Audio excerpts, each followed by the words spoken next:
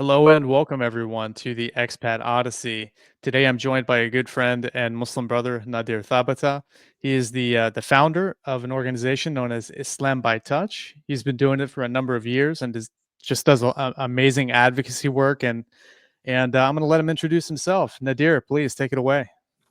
Yo, what's going on, everybody? Hope everyone is doing great. So, as my man Shane said here, my name is Nadir Thabatah. You can call me Nadir, you call me Nadir, you call me Nate, as long as you call me, right? Yeah. um, Yep. and wait, oh no, one of the lights just went out on me. Hold on a sec. That's okay. Look at No this. problem, Yo, man. I swear to God, we've had no issues. I've had no issues with this damn light, right? Hashtag blind people problems, by the way. I've had Bro, no I think the first issue, I truly think the first issue is when I anglicized your name like Nadir. Nadir. Yeah, no, anyway. All right, we're gonna fix that light situation in a second here. Yeah, no problem. What I think my light on the right here is sufficient. Hold on, that's a red light. That's a white light. That's fine. That's Yeah, cool. you look good. You look Yeah, good. sure. Lighting is good. So yeah, my name is Nadir Thabatah. I am the co-founder and president of Islam by Touch. Islam by Touch is an organization dedicated to making Islamic spaces, Islamic material accessible to blind people around the world, right? That's the whole basis of it. Both my wife and I co-founded this organization. I do run the brunt of the work. I do most of the work, but it's something that we started together because we're both blind. I'm partially blind. She's totally blind. And what Okay. we found out and realized was there were such limited resources within the Muslim community for blind people, especially in English, especially for us here in the West.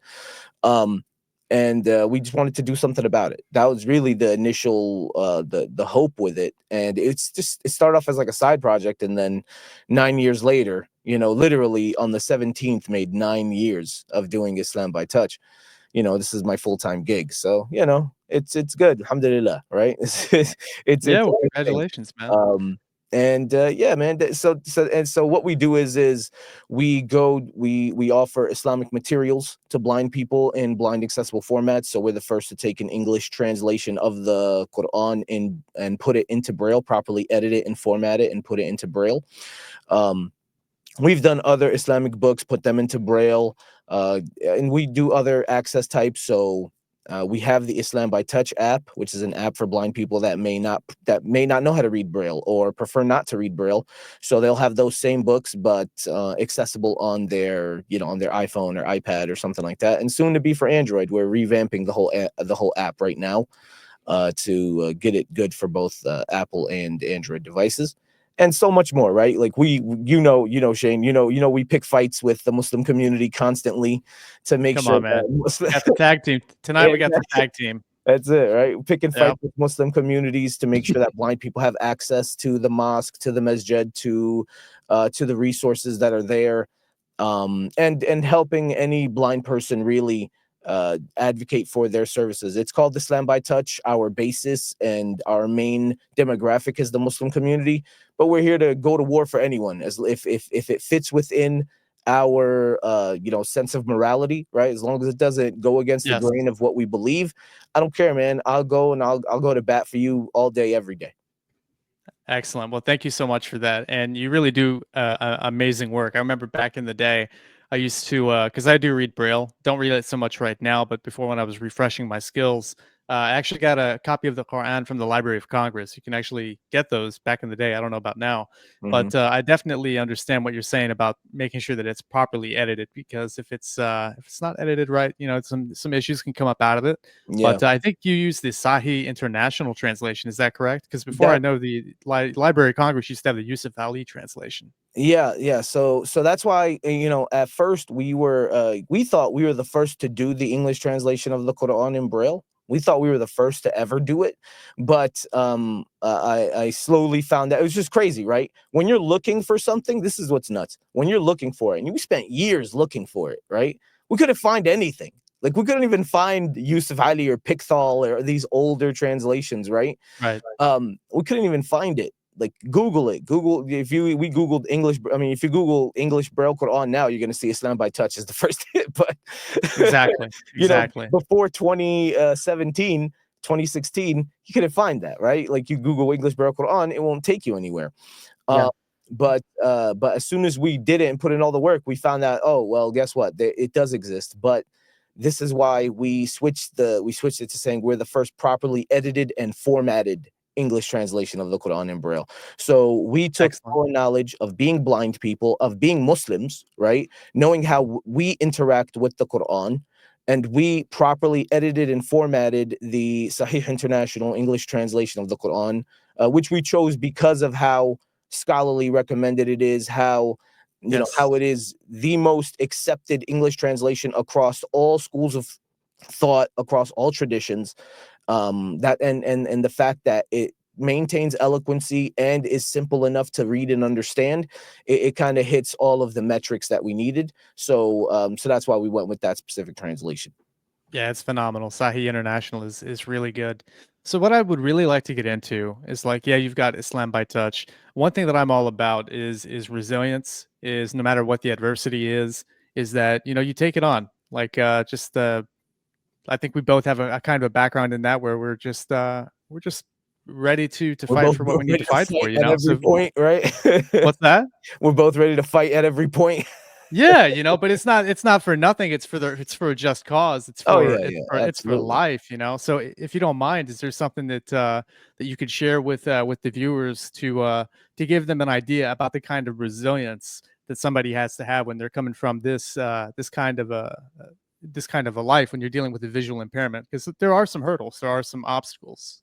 Oh yeah, there are many there's many hurdles and many obstacles, right? It's not it's so this is the thing, right? So we have a hadith in our tradition, and for those that don't know, a hadith is the saying of the Prophet Muhammad, right? Sallallahu alaihi wasallam. So So we have a hadith from our tradition that says, and this is something called hadith Qudsi, which means this is something that God said directly to the Prophet. So the Prophet Muhammad sallallahu alaihi wasallam said that God, Allah subhanahu wa ta'ala said that when I afflict my slave, right, in the two beloved ones, talking about the eyes, right? So the two beloved ones, and mm, they're patient with that, I will grant them entry into paradise, right, as a compensation for, for that affliction, right? So people are like, yes. man, that's an awesome reward, right? If you're blind and you're patient, just because you're blind, you get to go to paradise. And one thing I always have to clarify for people, and my wife was actually the first person that brought this up to me. People think that the blindness is the hardship. The blindness is hard, but it's manageable. What's hard is the people around you that you constantly have to Mm, deal with because of that blindness, right? All the issues yes. that they bring Yes. up because of that blindness. So we've like I'm currently right now I'm talking to a mosque in New York that is constantly bothering a blind guy over there that also has additional special needs, right? He's not just blind, he's also Okay. what is it? Oh god, I can't think of the word. Neurodivergent, you know what I mean? That's the Sure, proper word, sure. right? He's neurodivergent. um I got you, brother. yeah, so he's having issues, and I'm just going back and forth with them, and I don't live there, right? I can't bust up in there and be like, yo, what's going on? And there's really nothing we can do as far as enforcing it, because here in the United States we have something called the ADA, and the ADA is Americans with Disabilities Act. So when a Mhm. business opens up a business, he has to make sure that he's servicing people with disabilities in that business. But the biggest hustle of them all is that nonprofit organizations are exempt. I believe not nonprofit organizations, excuse me, religious organizations are exempt from the ADA. If you didn't know that, Shane, they're exempt. I yeah, that Yeah, I've heard something about that, but this kind of context just really kind of breaks it open into a new light. yeah, yeah. So they're exempt from the ADA. So that means a business that pays taxes, right? A business that pays taxes, paid to get his business license, pays taxes every single year. It's constantly being scrutinized by the IRS. They have to make their business accessible for blind people, for people in wheelchairs, disabled people in general. But a church or a mosque or a synagogue, these places that have nonprofit status, they don't have to put in a ramp. They don't have to make their thing accessible for blind people, and these people don't pay taxes. They don't pay any taxes. So we're fighting through and through, really trying to shame them into into submission to just offer, all these all the bullshit they talk about. Excuse my language if you don't It's if you don't want me okay. to talk like that. But all the BS they talk, about love and I'll all tag this team you, stuff. bro. Don't worry about it. Just you get it out. Just get out of just Get it? get it out of your system. Let it be It's a safe therapeutic. Go ahead. space, right? It's I thought this place was safe. Yeah, yeah. This is a safe space. All the BS they spout, about how we're brothers and it's love and all that, except if you're blind, except if you're in a wheelchair, except if you're deaf, except if this and that, right? And Yes. and we'll go and fight with them and point all of these things out to them and call them out publicly, and what they do is they blacklist you, right? And this, and this is something I have faced with directly within this Dallas Fort Worth area, that some of the most prominent speakers and world renowned scholars, quote unquote. Yeah. Yeah. Well, it's the um, Medina of America, that yeah. DFW became like the epicenter of Oh, Islam don't in call don't America. call don't call it the Medina, man. Well, that's what people call it. That's what Medina's a lot supposed of to people be a call it. place of peace and tranquility. Oh, I Okay, know. I DFW know. is a cesspool of arrogance and what you call it, and nepotism. Okay, that's what. Grandstanding, yeah. Yeah, Yeah. exactly. That's You what know, brother, I actually DFW is. wanted to tell you something, like, because my channel is fairly new, so I was going on Instagram, Yeah. and I established an Instagram account for my channel, Yes. and I had no other content on that channel, nothing on there. Not even, I don't even think I had the profile picture on there yet. I leave a comment on the video that you made, and I basically covered the video here on my channel, Yep, I saw and that. in Thank you no for time, bringing that out. I appreciate it. yeah, alhamdulillah, bro. Just happy to do it. But in no time flat, my account got suspended. Wow. Are you serious? Well, I'm trying to be careful Wow. with saying wallahi, but I mean Yeah, it's yeah, yeah. like Wow. yeah, yeah. So, but That's it's one thing. insane, man. But Why? there's one thing. Why? Because bro, I'm a white convert to Islam. I'm already going against the grain. If I start saying Yeah. something about being a blind or visually impaired person, or if you my brother in Islam who is actually advocating for the right things, and I'm here, in the trenches with you, of course I'm going to speak about it. Of course I am. I guess But what that's I the benefit of having a marketing team, making sure that the account stays up. Yeah, yeah. So I mean, I had my personal Instagram account, which doesn't have a whole lot of people, and Yeah. if you're interested in following it, it's the Expat Odyssey. It's you can get me on Instagram. So I basically just changed my username to my channel. Yeah, But yeah. just really getting back to what we're talking about here with the DFW community, because I mean, we've been part of this for a long time. But Yep. one thing before I actually get into it, I do want to highlight a moment where we both were members of the. Well, I remember you being the khatib, the person that came to give the Friday sermon at Islamic Association of North North Texas. Texas. Yeah. I live far from there. I live like a good I hour know. from there, but Yeah. yeah, Yeah. I travel all over the country giving these talks, trying to do workshops and stuff Yes. like that. But yeah, go ahead. Yes. So on that point, we had Imam Shpindim, which I really liked him a lot when he was the Imam of INT. I Yeah, thought he was a he's an great awesome guy. He's an guy, awesome guy. awesome guy, Yeah. awesome guy, and he actually connected us Yep. because you were going to be the khatib, basically giving the Friday sermon, Yep. and Imam Shpindim wanted to have us connect and network because he knew me in the community, just given what I did. Yep. But so I want to do a shout out where it's warranted, because this brother was really stepping it up. Great imam, probably my favorite imam out of the history of INT that I've known the community.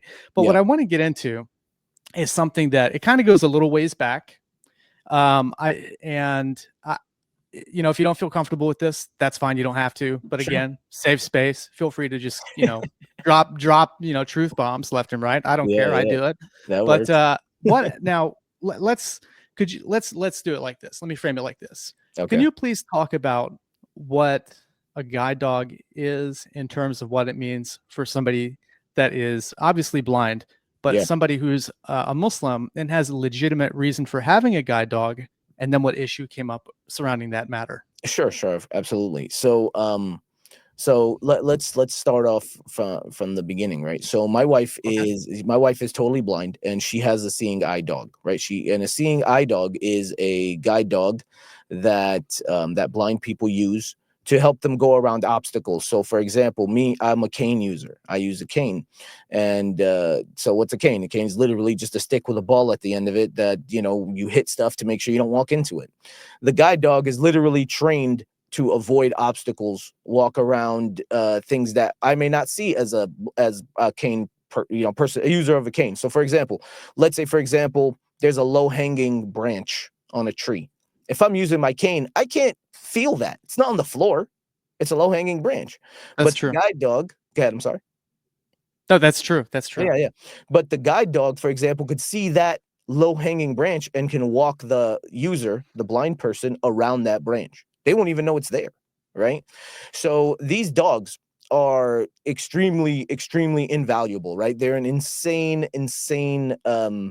accessible resource for blind people in the U.S., in the West, and all around the world. Right? There's guide dog schools all over the world.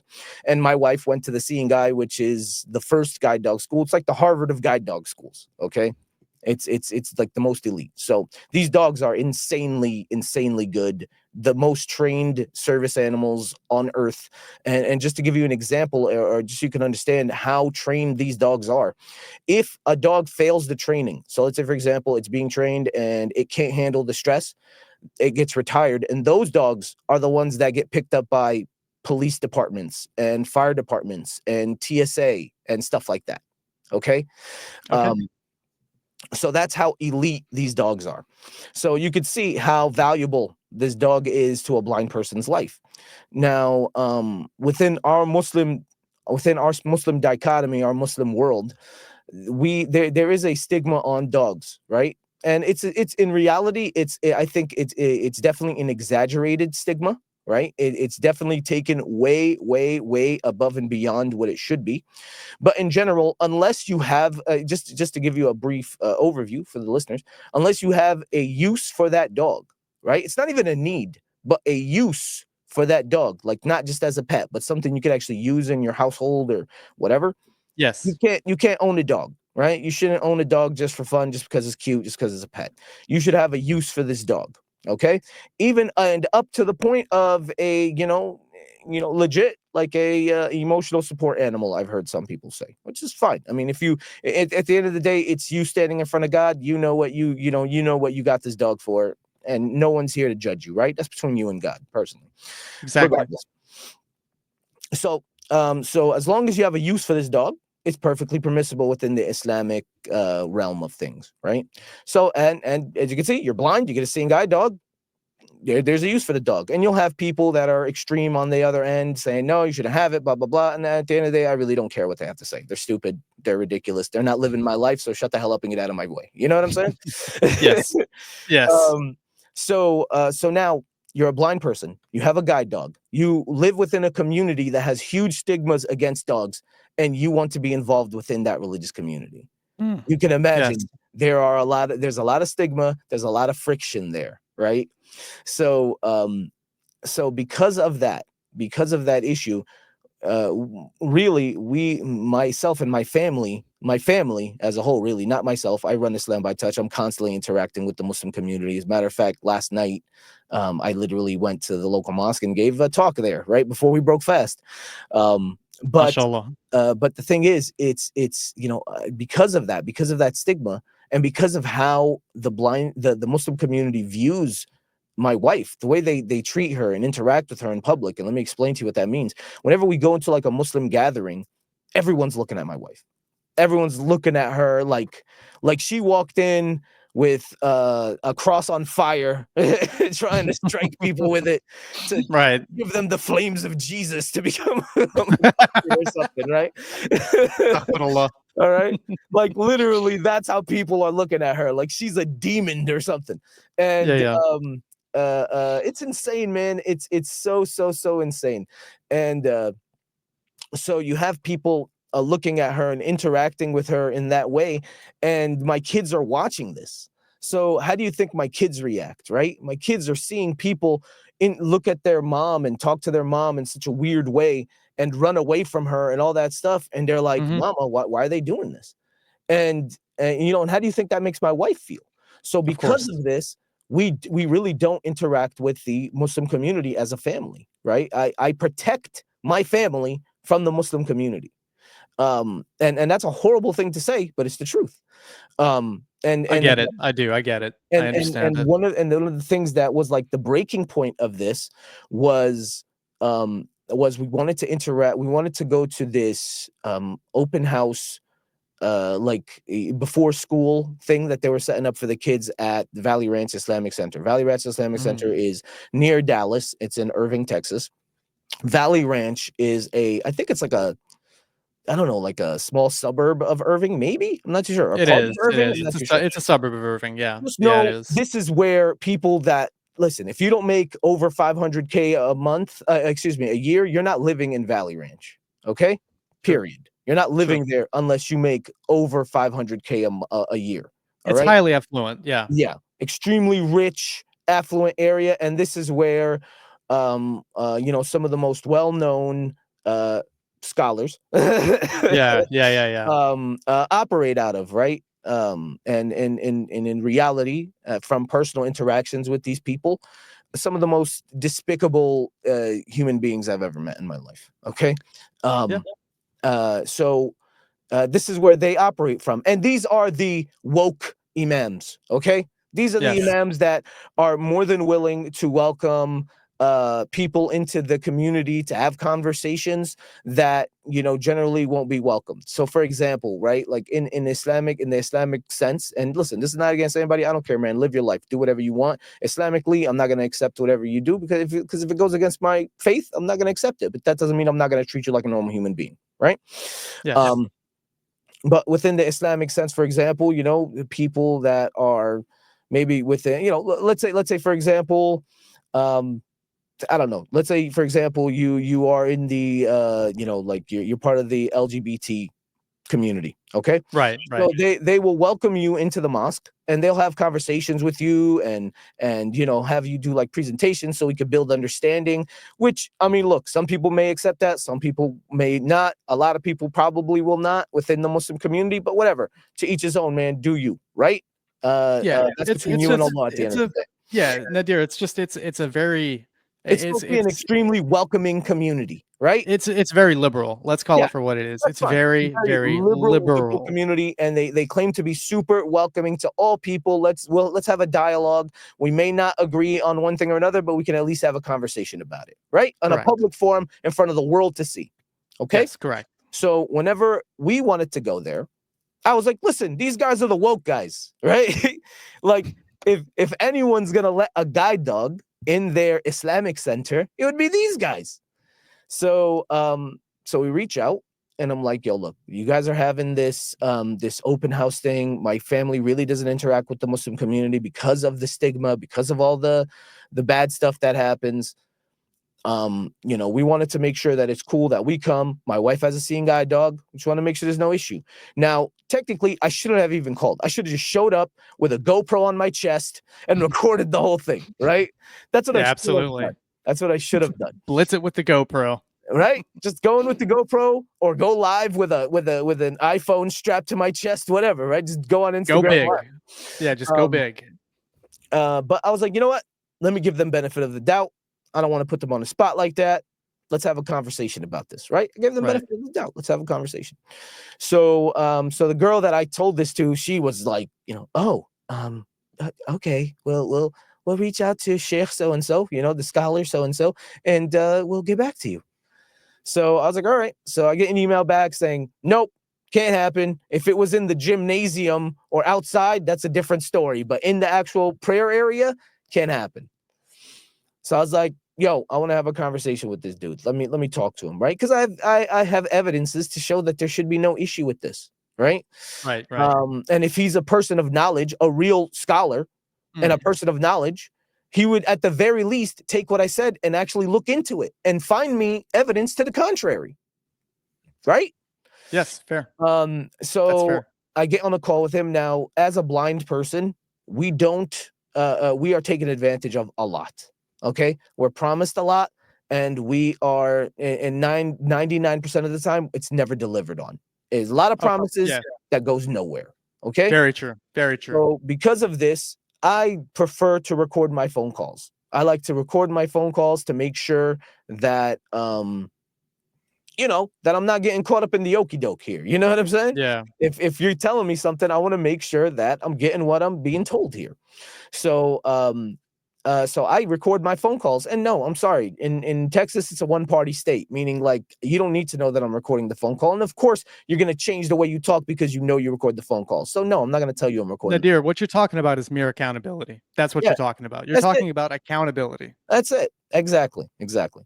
So I talked to the Sheikh, Imam, whatever. We don't got to name names. Just if you look up Valley Ranch Sure. Islamic Center, you could probably find out who I'm talking about. Yeah. Um, Yeah. Yeah. so I talked to him and I'm like, look, this is the situation. We want to come. We want to do this thing with my family. Wait. Let me go back. Let me go back here. So let me rewind a bit. So we send these emails. I tell my wife, they say no. I'm waiting on the guy to talk, and my wife just falls apart, right? She's tired of it, right? You can Yes. imagine being denied over and over and over again by these people that claim to be so open, so accepting, so this BS and that garbage, right? It Uh, burns you out. This yeah, kind of stuff, it just after a while, it just burns you out after so long. exactly. So I get it. That's why you're in Malaysia now. Exactly. Bro, I got the hell out of Dodge when I could, and Exactly. I don't deal with discrimination over here. Thank God. Exactly. Alhamdulillah. But please continue. Exactly. My wife was like, nobody's gonna care, nobody's gonna listen. Like, what's the point? I was like, you want people to listen? Go get dressed, right? So she puts on clothes, like she puts on her hijab, her headscarf, and a long dress, and all that stuff, and we go on Instagram live immediately, Yeah, right, and I tell the remember. whole story. Yeah. Um, and we just go live, let it go, let it do its thing.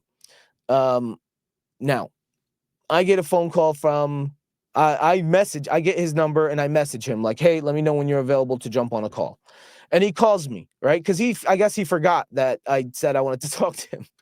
So he only calls me back after I text message him. And when I call him, he doesn't know who's calling him, right? He doesn't know that I was the guy that wanted to talk to him about a guide dog and stuff. He doesn't know that, Even better. Even right? better. So Yeah.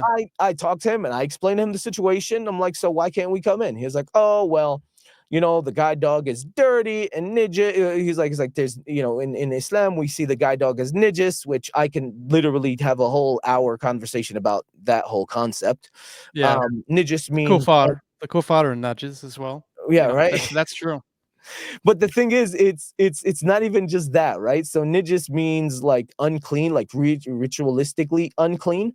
But the Yeah. thing is we have nothing from our sources that specifically say that. You understand what I'm saying?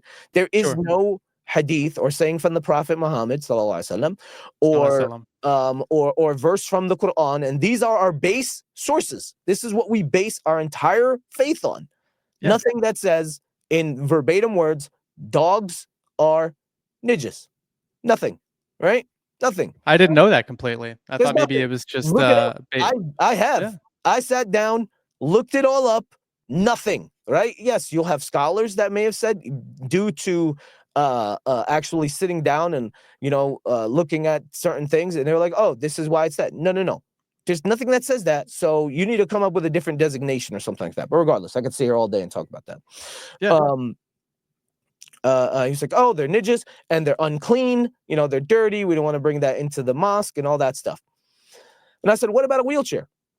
He was like, oh, wheelchairs are welcome. I was like, yeah, but the wheelchairs are rolling in the dirt all day. They could go over dog poop, cat poop, whatever's in the road. You don't know what's in the road, but you let It's them in the true. mosque. That's And a you fair just point, man. That's a fair point. use dirtiness as an argument why this dog can't come in the mosque, right? And then I told him, and then as I was going, and he was like, oh, that's different. And I told him, I was like, and what about the saying of Abdullah ibn Umar? If you don't know, Abdullah ibn Umar is a companion of the Prophet Muhammad, right? Sallallahu alaihi wasallam. One of the most revered companions of the Prophet. Okay, this is a revered companion of the Prophet. One of the people, one of the highest people that has narrated these hadith. Right, he's like in the top 10 narrators of hadith. So that's how, out of thousands of companions, that's how high up he is. Okay. And he said that, and this is an authentic narration in our authentic books, right? That said that when I was a youth, I would sleep in the mosque. right? I would sleep in the mosque and stay in the mosque. And the wild dogs of Medina would come inside the mosque and go in between the columns, and they would urinate in the mosque, and no one would kick them out. Okay? This is like the narration almost verbatim. Okay? Wow. I never heard that before. So Never heard that it's in before. it's in Bukhari. Literally look it up. That's what I'm saying. Like, this isn't hidden. You understand what I'm saying? It's Yes, there. yes. So they have no excuses. And these are people that are supposed to be scholars, right? Like, you're a scholar. Yeah. Um so anyway. So Nadir, I Um want to ask you a question. yeah, Would go you ahead. say that this is where the issue arises, where culture is intersecting with Islam to the extent that maybe a cultural issue is taking dominance or taking a more prominent role? I definitely agree with that. Yes. A Okay, lot of from people that have more knowledge than this individual that I was speaking to. And you know, I have met many knowledgeable people within my lifetime of being, you know, within Islam by touch, and even sure. outside of that, of course. But the biggest issue I've heard is the community. You know, the community, right? We need to Mm, get, you know, the biggest stigma would be the community. The community wouldn't know how to react because of all the stuff that they were brought up on. It's like, but bro, you're literally giving an excuse for ignorance. You know what I mean? You're literally excusing the oppression of of people that are already looked down upon, of people that are already treated like garbage, of people that are already yeah, oppressed within the community and around the world. You're giving another excuse for them to oppress them and to block them from interacting in the Islamic practices that you all constantly encourage and never shut the hell up about. You know what I mean? yeah, So yeah, it's definitely a cultural. You know, that I think that's definitely the biggest holdup of it, right? Of actually pushing through. I agree. But let's continue with the story. So Please. when I bring this to him, now you would expect someone who is sincere, someone with knowledge, someone who's really on it, right? You would expect him to be like, you know what? I never really thought about it that way. It may not happen as soon as this upcoming thing, but let's really sit down and talk about it and see if there's a middle ground we could come to, right? Okay. You'd think or like, let me really look more deeper into this, see commentary, talk to my teachers, and really figure it out, right? No, that wasn't the reply. The reply was like, you bought this to me, I know this and so much more, right? Like, just Mm, blatant arrogance, right? Um, and I'm not surprised, yeah, frankly. and then Yeah. I listen.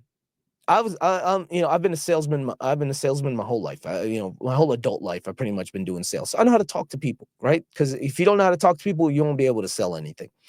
So I told him, I said, look, Sheikh, right? I said, look, Sheikh, no doubt in my mind, you have more knowledge about Islam than I do.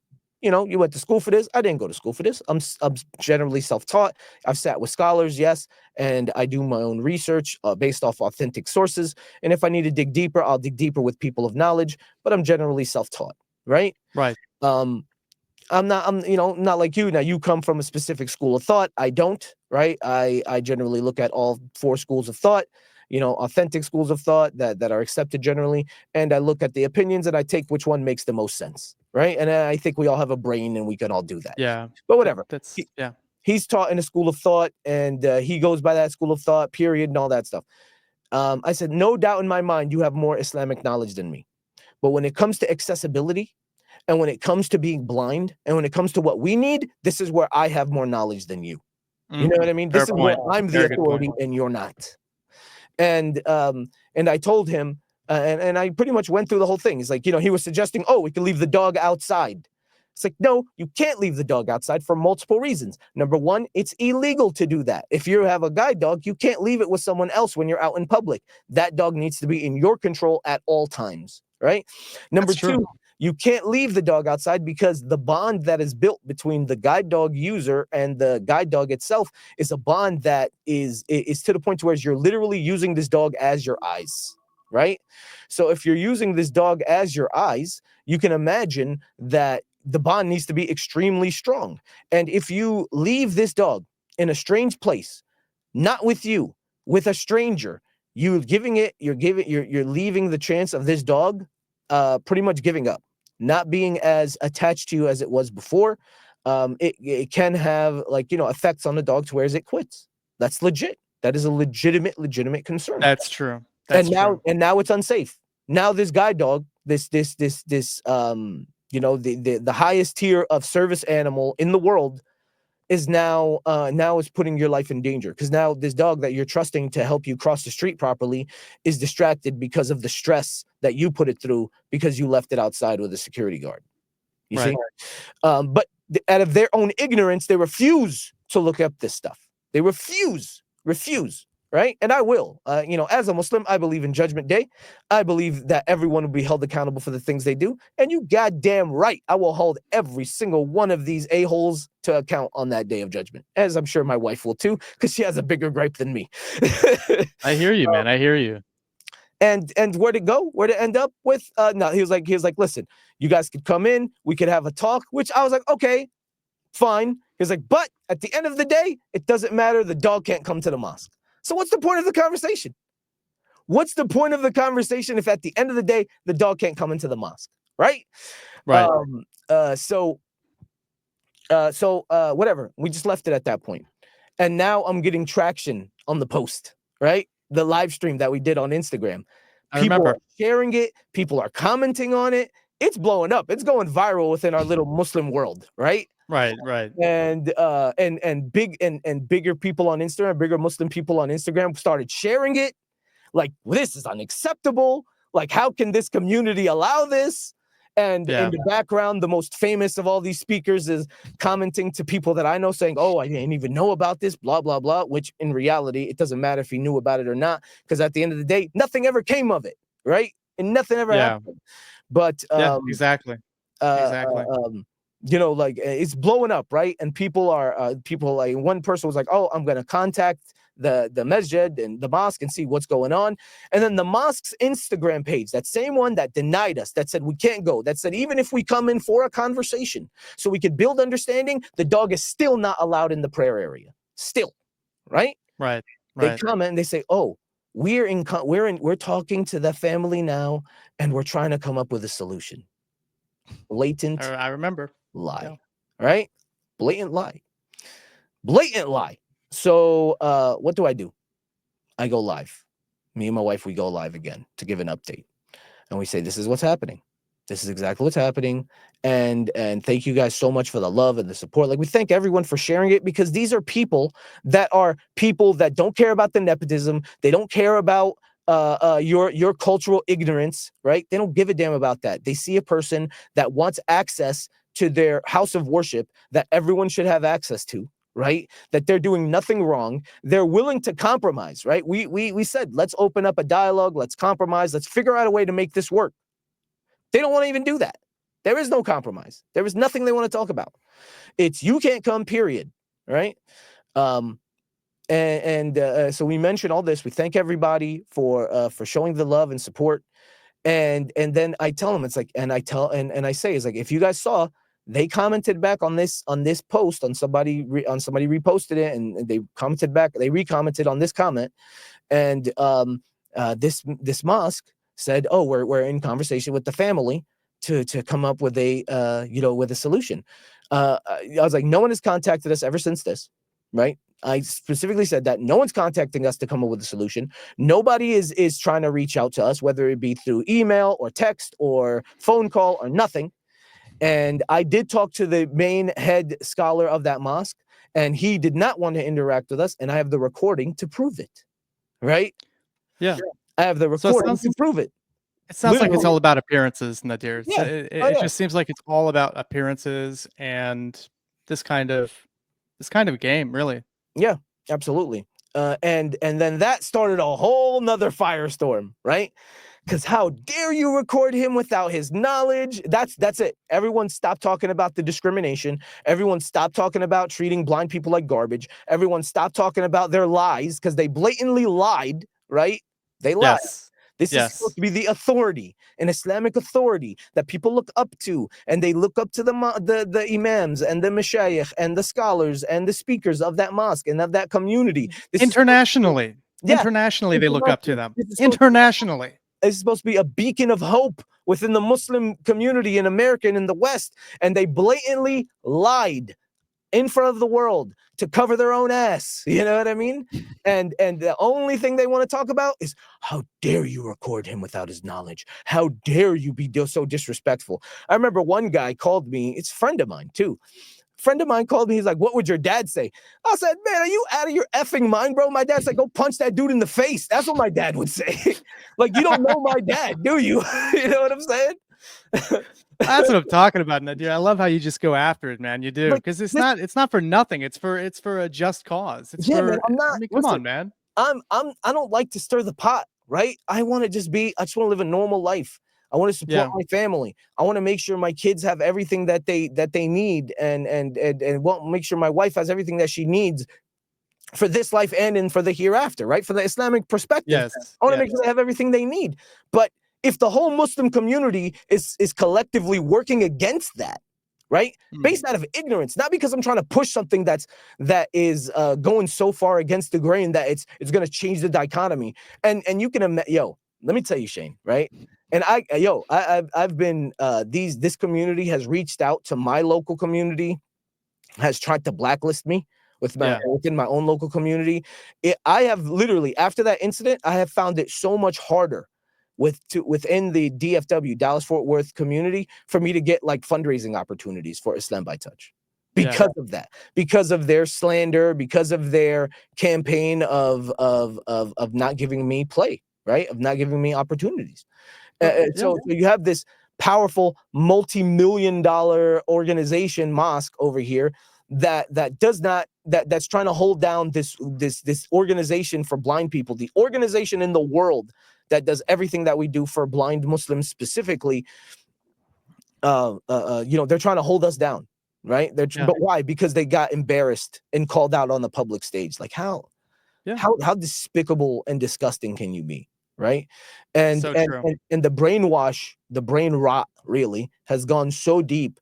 Literally, we've had emails from people that follow these people and love these people so much, and they say, you're causing a trial within the whole Muslim community by wanting to bring a guide dog into a mosque. Nadir, what I would have to say about this whole thing, Yeah. all of this would have not even happened if you and your wife could just go to the masjid and be regular participating community members. But no, it had to be a matter of exclusion. It had to be a matter of marginalization. Yep. And frankly, I had nothing to keep me there. I had Yeah. nothing to keep me there. So I took off, because why would you want to stick around for something like this? I mean, you do have it's all about social standing. It's about your clout. It's about your like you referred to nepotism. Yep. It's frankly a mess. And one thing I really, well, let me go ahead and let you finish. I apologize. No. You go ahead, man, because that's pretty much the story. So go ahead. Okay. Well, I really appreciate you sharing that story with me. That's what this is all about. It's a matter of overcoming odds, and you are overcoming the odds regardless of what anybody says to you, because you're still here, you're still fighting the good fight. You're Yep. still doing what you can for the community, and you're advocating. Yeah. And the fact is that one thing that I've always been an advocate of is the fact you have to make sure that you are being your own advocate, because if you put your destiny, if you put anything of your life in the hands of somebody else who has no vested interest, you can expect nothing to come from that. Yep. So you have to be the one to stand up on your own 2 feet and shout into the microphone, because the fact is that if you don't, nobody else is going to do it for you. But Absolutely. one thing that I wanted to get into is that I was involved with a documentary basically 2.5 years ago, about 2.5, 3 years ago. It was for an organization called Mohsen, an organization I think that you know about. Yep. And I'd like to know, before I add anything to this, can you tell me what your understanding of Mohsen is, and just what you have come to know of the organization with its contributions, or I don't know, maybe. Lack thereof. There you go. Thank you for finishing my sentence. Yeah, Please go no ahead. problem. I got you. So Mohsen is an organization that I think it's like Muslims of understanding and something special needs or special educational needs. I can't remember what it Okay. was. Okay. So that's what it stands for. And what it was is it's an organization that that claims to offer services for disabled Muslims, right? Okay. That's what it is. And they claim to do this for all disabled Muslims, not just like a specific subsector of disabled Muslims, like Islam by Touch, for example, where we highly focused on the blind community. That's it, Yes. right? Yes. That's what we hyper focus on. We're here to stand with any other organization that services another community. We could partner together, but when it comes to blindness, that's all we do. I'm not going to set up a deaf program. I don't know anything about being deaf. I don't know what they need. It'd be stupid for me to do that, right? Understood. Understood. So they claim to support all disabled people, all all different kinds of disabilities within the West here. And we started working with them because we met at a convention, and I was like, okay, it's cool, sure. And we we print out these English translations of the Quran in Braille, and they said, listen, we will we'll include it within our Muhsin certification for a mosque. So they give out this certification that the mosque is accessible now, for disabled people, which is BS. I'm going to try not to curse, right? It's BS because so many of these places that have this certification won't let a guide dog in there. So no, it's not accessible for all blind people. So whatever, I'll say, okay, sure. And they're like, and we'll cover the cost for that Braille Quran, right? So they're using it as something that they can bolster up their certification, right? Like, look, we're working with this organization, we're giving out this Braille Quran, we're more legit because of this, right? And they're paying us per copy that they do that with. Great. Sure, that'd be fine, right? And they gave us a little bit of spotlight here and there, but nothing of significance. It's not like they used one of their big fundraising platforms where they'll raise $300,000 in one night at a dinner. It's not like they used any of those to highlight Islam by Touch or anything like that, right? It's not like they helped us organize a dinner and invited their donors to that or anything like that, right? They're an auxiliary. It was a partnership to a certain extent, okay? And Got it. which was fine. But then after this whole incident happened, right? After this whole incident happened, they got very angry with the fact that Of I was on course. a podcast and they said, oh, I was on a podcast called the Mad Mamluks, awesome podcast. Yeah, mashallah. Those guys are cool guys. They're my friends. I know them personally. We hang out whenever I'm in Chicago. So they asked me, they're like, have you reached out to Muhsin about this whole guide dog situation? And I specifically told them, I said, look, Muhsin has nothing to do with this, right? They claim to offer services for all disabled people, but in reality, they focus mainly on neurodivergence, people with autism, Down syndrome, things like that, which is Yeah, fine. that's true. That's That's fine. true. There's no problems with that. Okay. No problem with that. Sure. But because of that, don't claim you offer services for all disabled people. Just say you stay within this lane. Okay. Yeah, I agree with you on that. So I'm out to lunch with my wife one day. And after all this stressful stuff, we need a break. We just need a break. Let's go out to lunch, have a little date. And the executive director of this organization messages me and straight up berates me through text message, right? Really? How dare you talk about Muhsin like that? After everything we've done for you, it's like, oh my God. It's like, are you kidding me?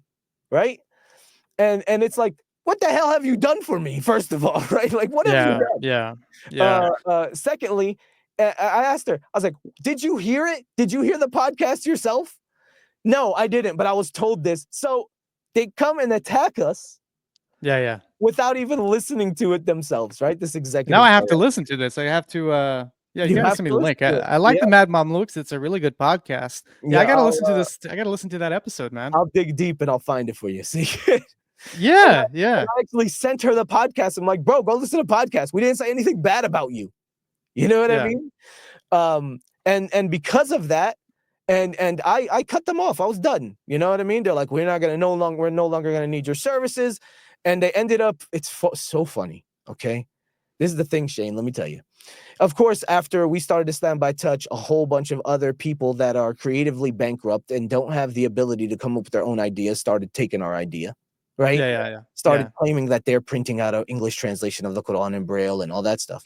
I So remember us talking about it, right? yeah, so they left us, right? They abandoned us, and they went to this other organization that is government funded. They get grants from the government, right? So I'm sorry, if you're a Muslim organization and you're getting like government grants like that aren't, specific to one thing or another, right? Like there's a level of scrutiny that has to go more into your organization, right? Because we know that there have been people that have constantly tried to infiltrate the normal Muslim community to cause chaos, Yeah. right? Yeah. That's true. That's a true statement. We know that there's people in the mosque sitting there with a recorder, just gathering information. We know that. Yeah. Agent provocateurs Yeah, and the like. yeah. Yeah. So I'm sorry, as someone that's, if you're government funded, you need to get more scrutiny. And then on top of that, there, we have different branches and sects within Islam, just like Christianity. You have Baptist, you have Lutheran, you have Yeah. all these Yeah. different sects. But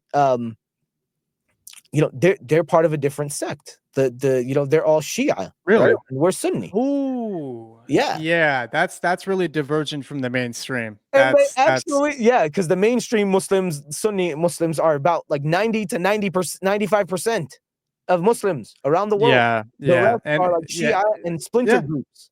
Bro, I gotta tell you, back in the day, a long time ago, I got involved with the Shia, and I went back to Ahlul Sunnah wal Jama'ah, alhamdulillah for Yeah. the hidayah, for the guidance Alhamdulillah. from Allah. Yeah. Alhamdulillah. You just really see, like, oh my God, just the how far off they go. Yeah. And I'm not gonna just spend all my time bashing Shias, Yeah. Yeah.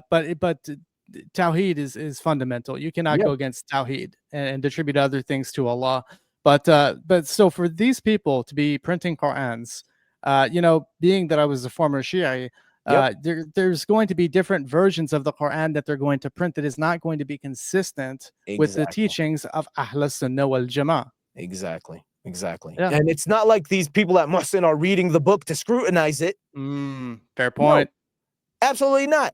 They're not. Right. And I've had my book, alhamdulillah, from when we Yeah. started. We've printed and shipped over 1,200 copies around the world. Yeah. Right. So many people have read this. So many people have picked it up. And there was a bit in the beginning where there was an error in the printing, meaning like a couple pages were missing. So we fixed it. Right. People Yes. were reading it and telling us there's issues here. And we fixed it.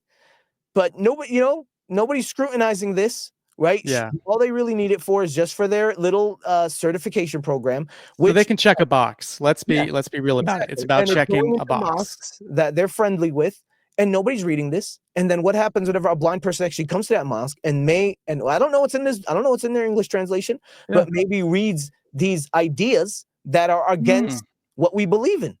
Yeah. Right? Like the 12 Imams or something like that of the Exactly, because Shia Ashari. they read that into their interpretation of the Quran. They don't read a different Quran, Exactly. but they read it into their interpretation of the Quran. Right? Exactly. They So twist it. exactly. So because of that, so that's who they decided to partner with, and it didn't hurt us. I'm gonna be honest with you. We've only have grown more, and yes, I'm Alhamdulillah. still a smaller organization. It's still really just me doing most of the work or all the work, but we're growing more. We're supporting more services. We're offering more services. We have the Sound of Sira, which is an audio series on the life of the Prophet with a full cast. Right. Right. MashaAllah. We're offering more stuff, and we're doing more for the community, so we don't need them. And so that's the whole thing, right? And the whole and this is a whole big rant about Muhsin, right? I'm sorry, man, I'm talking so much. No, it's fine. Really. I mean, like Um, Nadir, just keep it going, man. I love it when you talk, man. You're just it's just good to listen to, man. Seriously. Look, man. So really, at the end of the day, the whole point of Muhsin is this: they're not there to serve us and first of all, they don't serve all of us as they claim. They do not serve all of us, right? They don't. They They don't. could very easily just admit that this is all they focus on. And then even in that, I know for a fact they fall short, because I have spoken to people that have volunteered with them, that have worked very closely with them, and that have broken off from them because of the lack of the actual services that they're doing. They do enough to show face in front of the community. That's what they do. And because the community is ignorant on what is actually needed, they accept it. And they use us, disabled people, as inspiration porn to get more money. That's what they do. And when you're talking about inspiration porn, I really love that you actually brought that up, because that's really a pretty good point. Initially when we were beginning the talk about Mohsen, I don't really have much to say about Mohsen. I think Nadir, You As you can see, you I got really told to say you about a lot. laid it all out. You laid it all out there. You laid it all out there. But yes, I mean, I was in this like back in the day. I was a manager for a call center that hired people that were blind, visually impaired, people that were sighted, even if you had any other kind of thing going on. But it was primarily for blind and visually impaired. I Mhm. was the manager, pretty much the de facto director of the call center for a while there. And the fact was is that I got in contact with one of the sisters that's involved with Morrison. A nice sister. I don't want to say anything bad about Yeah, anybody, no, a lot but of the but people but listen, but in there's a lot of terms, really yeah, cool people that volunteer with there's them, that work with them. yes, It's just yes. it's like I said, it's the primary way they approach things. It's the executive director, really, that's a big issue. It's nepotism once again, right? Okay, well And here's my problem, Nadir. yeah, yeah, go My ahead. problem is that I was invited to participate in this documentary, and it wasn't just about me participating in a documentary. Yes, I Mhm. was more than happy to participate in the documentary, showcase how I have overcome a lot of odds, tremendous adversity, discrimination. Yeah, you name it. I went through a lot, and I overcame a lot, and I ended up becoming a manager of a call center that where we did a lot of business, even for the U.S. government. Yeah. So like I was crushing it. I was doing really well in my management career at Envision. But the deal was is that when we got involved in the documentary, prior to the documentary, I said that I would like to be involved in developing a program to help disabled people in the Muslim community see about gaining employment. Yeah. Like it's a given. Not everybody can do the same thing. Which Not every, and just a side note on that, disabled people, like, and blind people specifically are like 80% at or below the poverty level in the West, right? yes, In the yes, West. And I'm sure that follows along the same line, if not more, within the broader disabled community. So yes. employment is huge within the disabled community. Go ahead. Well, I mean, it's the center of it's the center crisis that people with disabilities face is Yeah. unemployment or underemployment. Yep. So the matter that I have taken with Morrison that I really did not like and I did not appreciate is that after the documentary, after going to the banquet to raise money for Morrison, Yep. where I was invited just one time, and any other time that I was living in DFW, never heard from these people again. So I was invited to participate in developing a program. They said they were interested in this. So afterwards, I never heard anything from the regional Morrison, or nor Yep. did I hear anything from the national level of Morrison. Yep. So the only thing that I have to say here about Morrison is that a lot of this, to me, seems to be it's like it's all about appearances. Yep. And and one thing I do want to say here is that, and I get we don't want to call out names, but the person that does, the person that started this organization, uh, social skills are really not there. When the camera is turned off, it's not the same person. Yeah. Yeah. And let me say something to you. Over here in Malaysia, people know that. Even though they haven't been to Valley Ranch, people know the reality. That's great.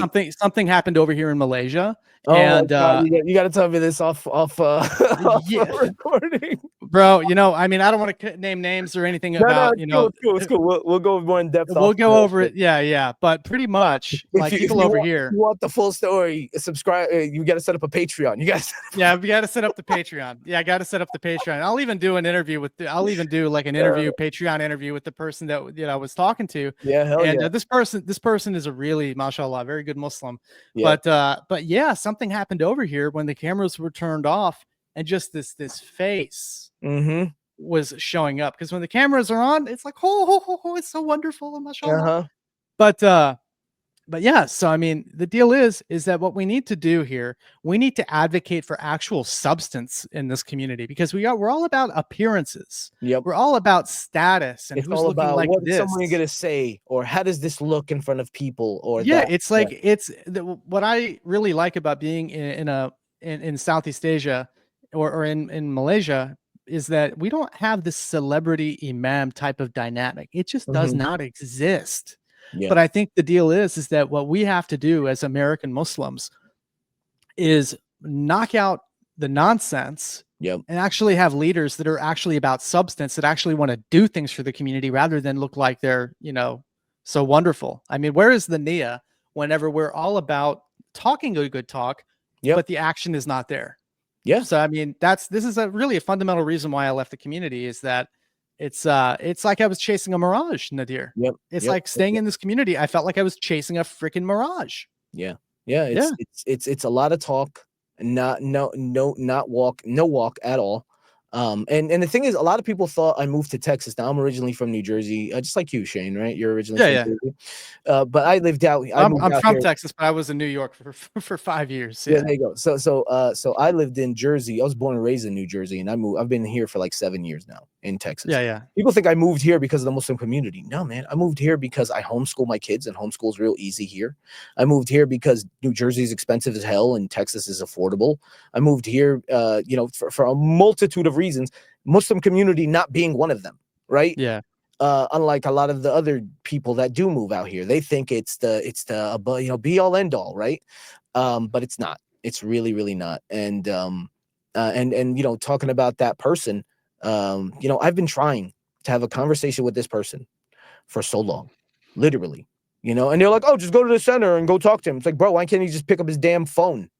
Why can't he just Bro, text me back? Nadir, let me tell you something. I And- actually introduced myself to him after the Mhm. documentary. I walked up to him and just tried to shake his hand, just say, "Hey, salam alaikum, I'm Shane. I was in the documentary with you," because I had a big role in the documentary.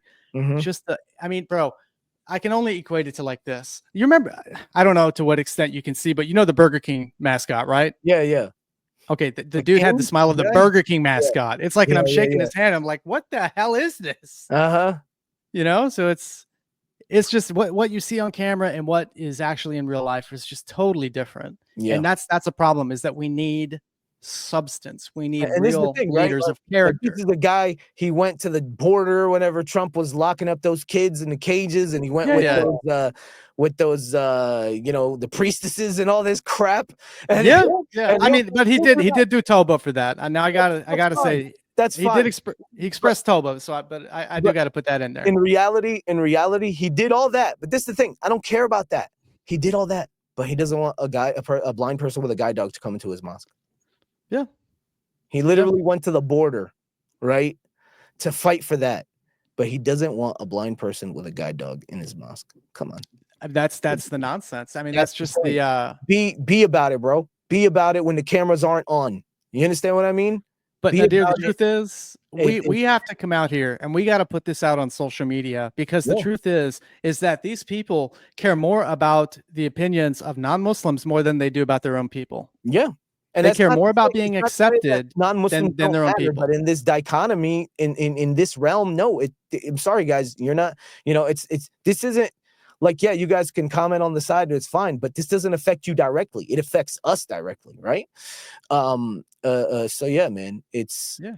Adversely. I mean, yeah, it's not good. I mean, I mean, we're just two guys that are willing to say, screw it. I don't care what anybody thinks. I'll get in this exactly. microphone and I'll say whatever the hell I need to, because nothing's changing if you don't. I mean, Exactly. And I'm people don't I'm like not me because of yeah, that, right? People call me a troublemaker. People disassociate with me because I refuse to just lay down and take it.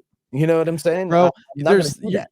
You're so much better off being a man, Yeah. standing on your own 2 feet, expressing it, calling nonsense out for what it is. Yeah. Because here's the deal: if you shut up and just go sit in a corner, it'll just be the same, no different. At least have some honor, at least have some pride, at least be able to stand up for your own dignity. Yep. Yep. Absolutely. I Yeah. agree 100%, man. But yeah, that's the situation, bro. That's how it is. That's what we've been doing, and we're out here. Listen, Islam by Touch is still going. I'm trying to grow it. We are applying for grants now. It's crazy. We've been doing this for 9 years. Have not gotten a single grant, which is insane, right? It's been strictly community funded. This is how we've been able to survive. We're trying to get some grants now, non-governmental grants, and even some government grants. But we know we're not going to compromise our message or anything that we do. As you could see, I'm ready to raise hell at every point. So I'm not going to take money Careful by now. compromising. You know what I'm saying? Yeah, I I'm not gonna understand do you. it. But if for example, we have ideas of offering general services to the public, because yeah, we're Islam by Touch, but we're here to offer services to everyone that needs it, right? It's not Right. just about employing, getting jobs for disabled Muslims. It's about getting jobs for disabled people. You know what I'm saying? Exactly. I'm currently Exactly. working in an interfaith disability advocacy group right now. trying to, because the way I see it is like if one voice is standing up trying to make a difference within their community, it's hard. But if we all come together and we all go together to that mosque, that church, that synagogue, whatever, and we all raise hell all at the same time, I think that's going Yeah. to push it even further than just a single voice, right? So y- we're here. We're 100%. here to work with the community. We're here to work with anybody to make the situation better for everyone. Because yeah, as long as I'm not compromising my faith, as I said, that's my limit. I don't compromise my sense of morality. I don't compromise my faith. As long as we're not doing that, I'm down, right? I'm down to work with anybody and everybody. Right. So if you could please let the audience know where they can make a donation to Islam by Touch so that they can make a difference, because you're doing really great work, not only just in terms of printing braille materials, but you're advocating, and that's that in my book, that's part of the service, is that you're advocating. No, no, So how absolutely. can people start, how can people donate? So if you want to support our work or just learn more about what we do, you go to our website, islambytouch.com. It's a pretty generic, simple website, but it gets the point across of what we do. You could donate there. All of our social medias are updated constantly with footage of work that we do, clips, little clips that I've recorded, stuff like that.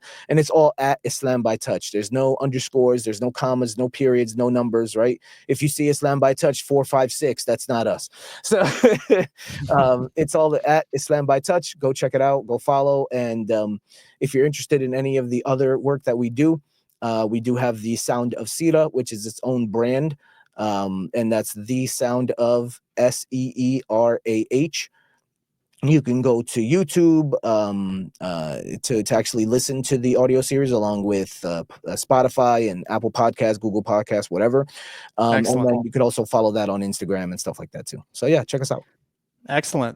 All right, so I think we're going to leave it on that note. So thank you, Nadir, so much for joining me today. I really enjoyed this conversation, really engaging and quite therapeutic in this safe space. So thank you so much. Such a safe space. Anyway, Safe space. So safe. no, man, thank you so much. Thank you so much. I really do appreciate you, Shane, bro. And Likewise, man. I pray that your platforms and everything that you do, man, grows and you get the best in this life and in the hereafter. Inshallah. Well, bro, you helped me get started. I mean, the microphone, the audio interface, this stuff came from. This is what from I do, Brother man. Nadir. Anyone needs audio consulting, reach out to Shane. I got you. You know. All right. Thanks, everybody, and take care.